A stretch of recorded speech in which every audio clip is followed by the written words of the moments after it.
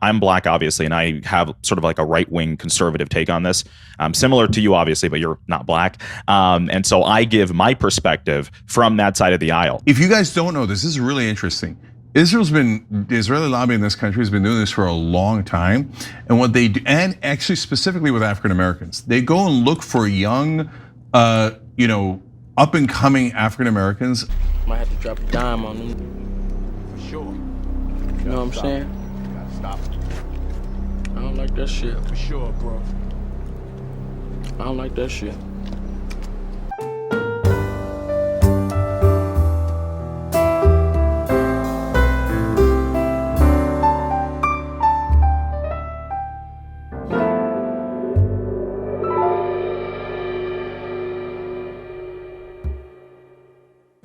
All right, y'all, we back with another video, man. Y'all know how we do.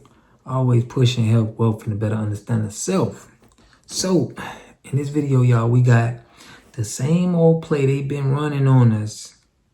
They running it again. We are very excited about Matt Nuclear joining the Daily Wire. Now, if you haven't seen Matt before, I'm sure you probably have, you just don't know his name. Matt is the kid, and he is like 19 years old, who became pretty famous for debating Amanda Seales on Jubilee and just taking her apart. Matt is dedicated to the facts. He's dedicated to doing his research. He is whip smart, and he's quite clever. I mean, if you watch him debate, it is a thing, which is why we decided that we wanted to bring him on board to be a person who just debates. And that is what his show is. His show is just a series of debates with pretty much anybody who wants to debate him. He is part of the TikTok Gen Z culture, changing minds, changing hearts by having open discussions with literally anyone. He will take on all comers on his new show, The Nuclear Reaction. And we are very excited to be joined on the line by brand new Daily Wire personality, Matt Nuclear. Matt, thanks so much for the time. Thank you, Bam. I am honored to be here. Thank you. They say it's Mattias Pereira, right?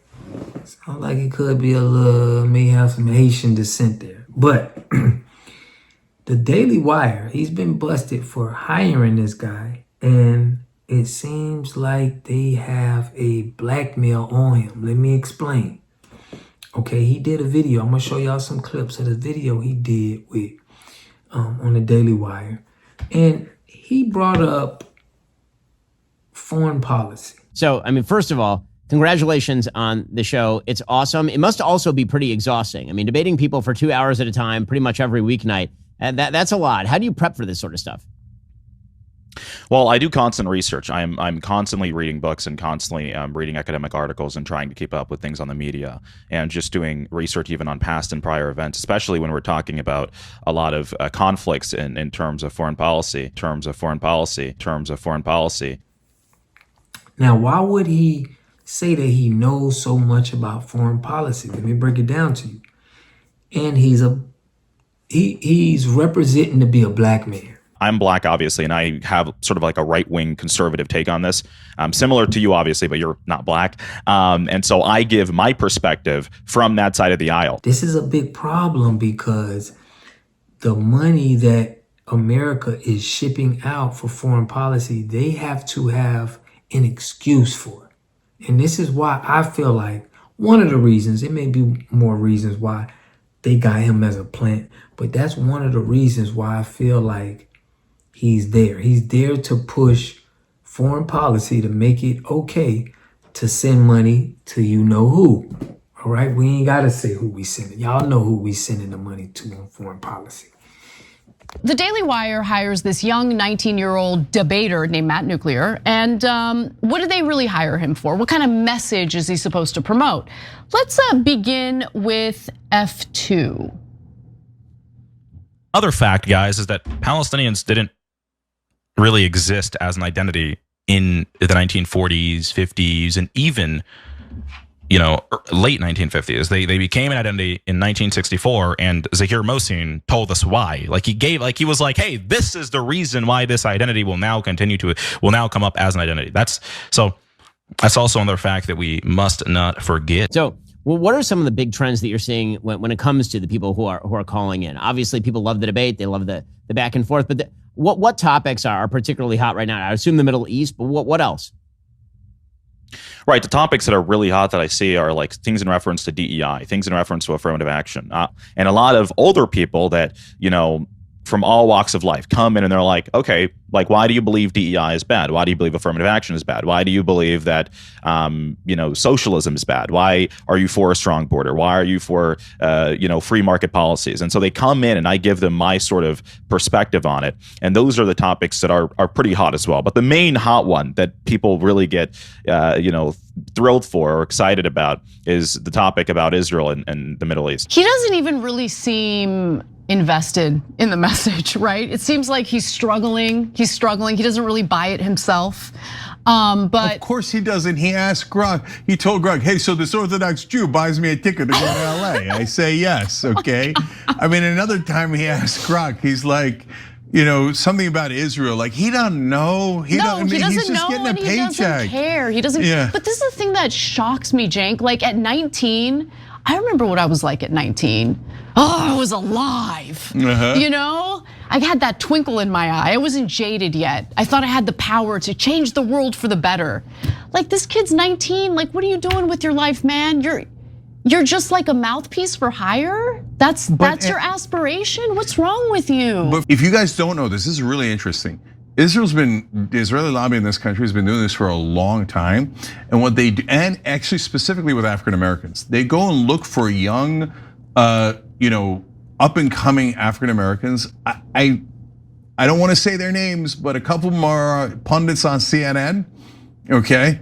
And they then promote them throughout their life, and whenever they need them, here I'll say one. Van Jones? Well, very, very, very, very, very, very likely, okay? But Bakari Sellers, I know the history of, right? They found him in South Carolina, they started giving him money to run for office, and then he goes up the chain. And then when the DNC wants to recognize a Palestinian state, they send Bakari Sellers in to go, no, this isn't about race or anything. No, in fact, you're racist, okay? For opposing Israel, how dare you, right?